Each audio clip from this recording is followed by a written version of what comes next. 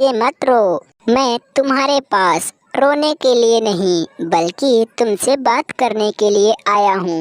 एक काम करो, कल छठ पूजा है और तुम छठ का व्रत करो। फिर टुनटुनी चिड़िया बोली, वो किस लिए?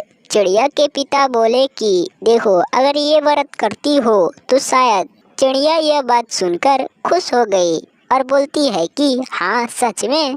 फिर पिता बोले कि हाँ सच में। अभी ये दोनों आपस में बातें कर रहे थे, तभी चिड़िया के पति कालू कौवा आया और बोलता है कि अरे ससुर जी, क्या बात है जो हमारे घर आप चले आए? फिर चिड़िया के पिता बोले कि कुछ नहीं बेटा, मैं ऐसे ही अपने बेटी को देखने चले आया। इन तीनों को आपस में बातें करते करते शाम होने लगा। फिर चिड़िया के पिता बोले कि अब चलता हूँ बेटा, तुम दोनों आपस में ख्याल रखना। फिर वहाँ से चिड़िया के पिता चले गए। चिड़िया के पिता को जाने के बाद अगले दिन टुनटुनी चिड़िया अपने पति से यह राय बात करती है कि मैं इस बार छठ पूजा करूँगी। और टुनटुनी चिड़िया छठ पूजा करने के लिए अपने पति को सामान खरीदने के लिए बाजार भेज दी। कालू कौवा एकदम मस्त झूमते झूमते बाजार जा रहा था, तभी देखता है कि आगे से उसके पुराना दोस्त आ रहा था जिसका नाम था सफेद कबूतर। सफेद कबूतर इसके पास आकर बोलता है कि अरे मेरे दोस्त, कितने दिन के बाद मिला है तू।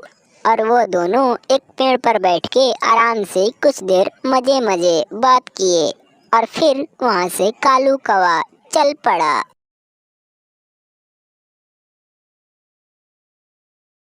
चंपक वन के जंगल में टूनी चिड़िया अपने दो बहनें के साथ रहा करती थी।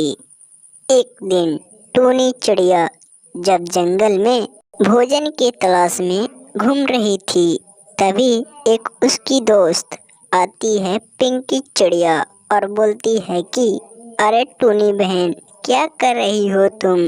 फिर टूनी चिड़िया बोलती है कि कुछ नहीं पिंकी चिड़िया, मैं इस जंगल में अपने भोजन के तलाश में घूम रही हूँ। फिर पिंकी चिड़िया बोली चलो ठीक है, मैं चलती हूँ अब घर। और पिंकी चिड़िया अपने घर चली गई। फिर से टूनी चिड़िया भोजन की तलाश में घूमते घूमते अपने घर चल पड़ी।